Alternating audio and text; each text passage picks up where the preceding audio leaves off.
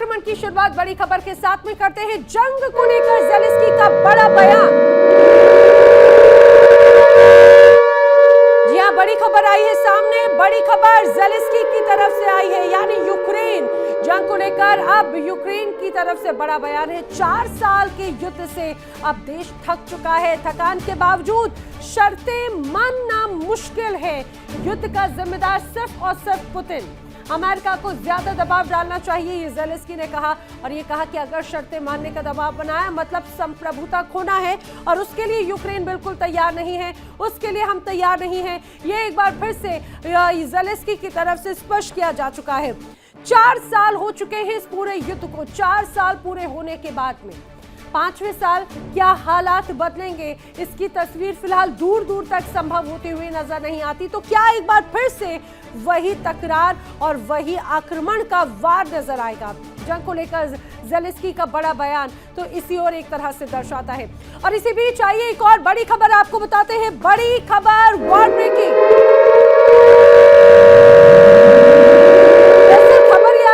Zelensky अब 4 साल के युद्ध से थक भी चुके हैं और नाराज भी हैं।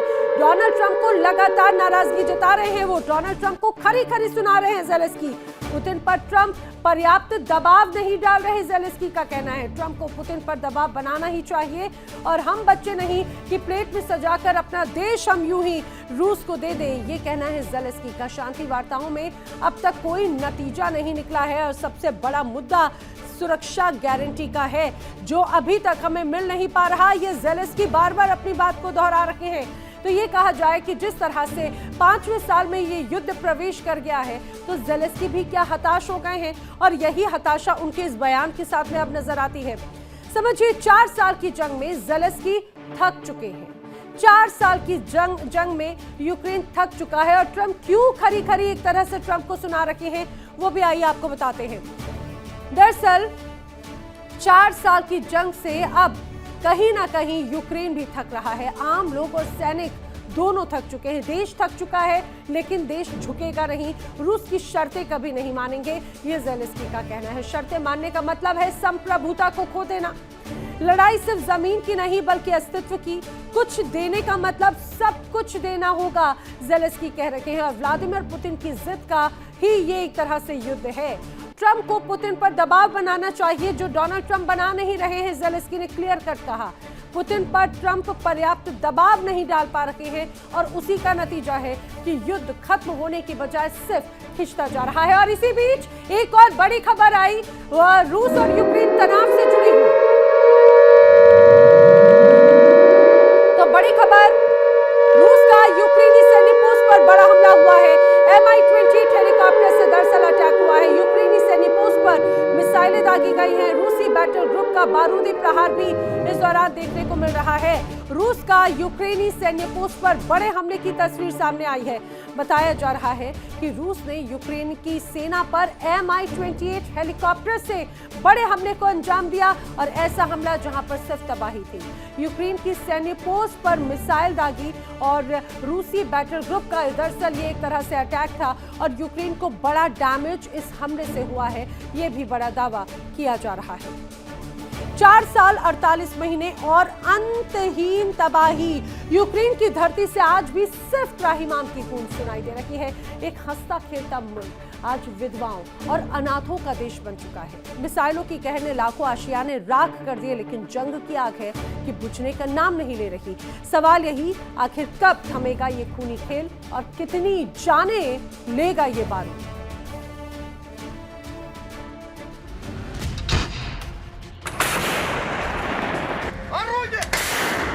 24 फरवरी 2022 सुबह के 4:30 बजे थे जब रूस के टैंकों की गड़गड़ाहट ने यूरोप की नींद उड़ा दी थी।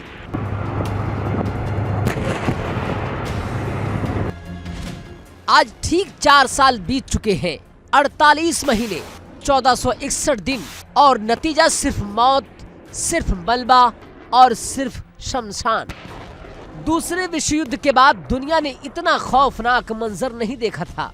सवाल ये नहीं कि कौन जीता, सवाल ये है कि इंसानियत कितनी बार हारी।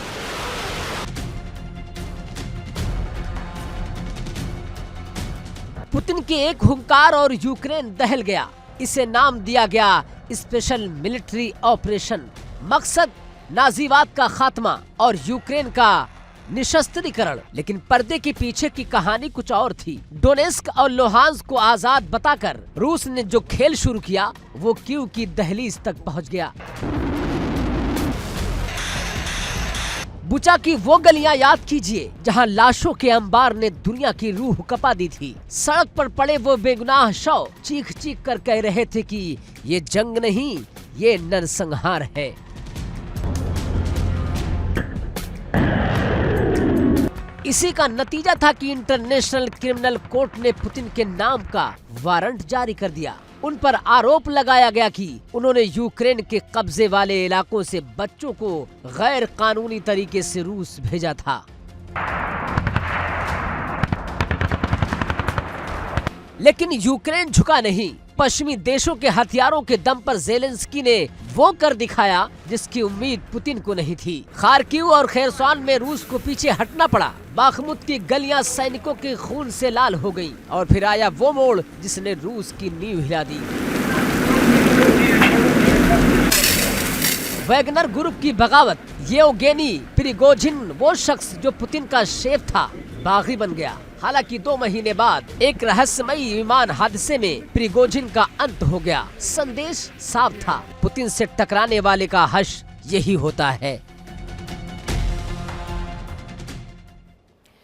अब जंग से यूक्रेन तो कर रहा है प्रश्न, दर से ज्यादा मौतें कहीं ज्यादा हो चुकी है।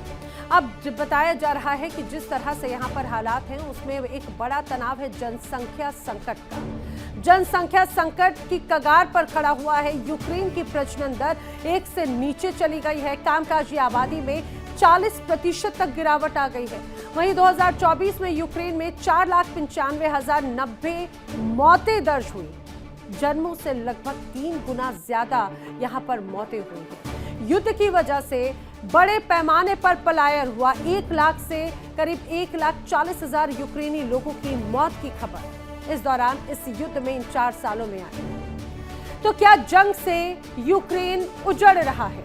लोग अपने ही देश को छोड़ने को मजबूर हो रहे हैं। इन 4 सालों में कई लोगों की जानें भी गई हैं। दरअसल उजड़ता यूक्रेन ऐसा क्यों कहा जा रहा है? 5.9 मिलियन से ज्यादा लोग अभी तक यूक्रेन छोड़कर जाने को मजबूर हो चुके हैं। 5.4 मिलियन यूरोप के देशों में शरण लिए हुए हैं। तो करीब 44% शरणार्थी महिलाएं और 30% बच्चे इसमें शामिल हैं। 2019 की अगर बात करें तो यूक्रेन की जो आबादी 4.5 करोड़ हुआ करती थी, 2023 आते आते वो 3.7 करोड़ एक तरह से रह गई है। यानी कि इतनी आबादी घट गई है। अब 2050 तक के लिए बताया जा रहा है कि ये आबादी लगभग 3 करोड़ के आसपास सिमट सकती है। मौतों में लगातार बढ़ोतरी है। जन्म दर में लगातार गिरावट है।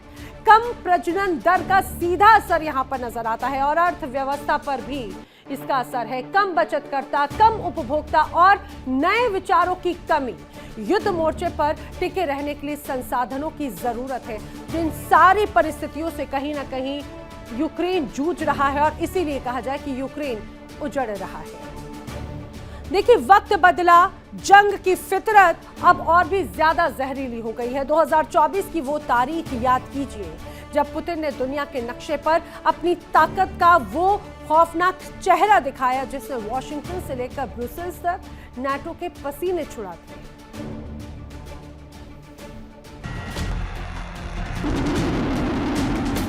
ये सिर्फ बमबारी नहीं थी, ये सुपर पावर होने का ऐलान था।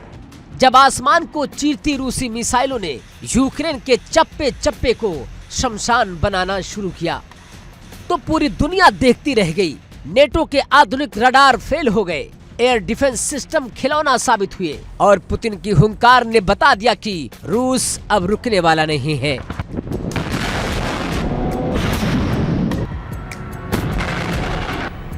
तो 2024 में रूस ने अपने तरकश से वो तीर निकाला जिसकी काट पश्चिमी देशों के पास थी ही नहीं। हाइपरसोनिक रफ्तार और परमाणु क्षमता से लैस मिसाइलों ने यूक्रेन के सैन्य ठिकानों को मिट्टी में मिला दिया।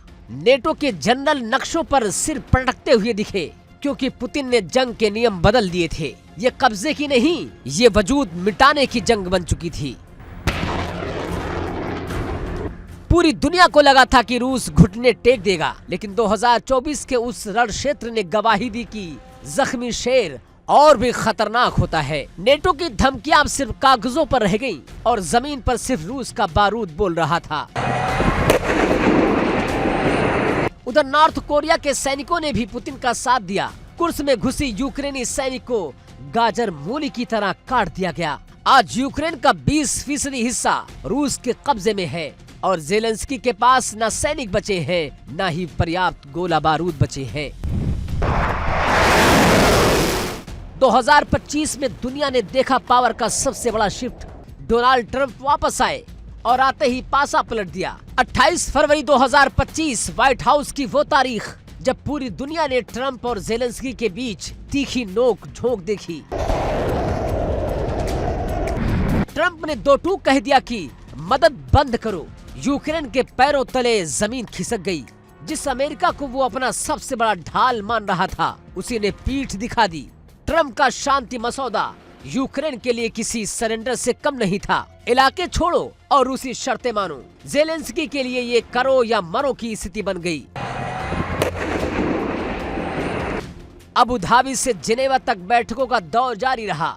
फाइलों पर हस्ताक्षर की कोशिशें होती रही, लेकिन हकीकत में सिर्फ बम बरस रहे हैं। रूस डोनबास मांग रहा है, यूक्रेन अपनी संप्रभुता। लाखों लोग ठंड और अंधेरे में ठिठुर रहे हैं, क्योंकि ऊर्जा नेटवर्क तबाह हो चुके हैं। 4 साल बाद भी सवाल वही खड़ा है, ये जिद कब थमेगी? क्या ये जंग दशकों की जंग बन चुकी है? फिलहाल शांति की कोई किरण नजर नहीं आती। नजर आता है तो सिर्फ धुआं, बारूद और आने वाली पीढ़ी की बर्बाद विरासत।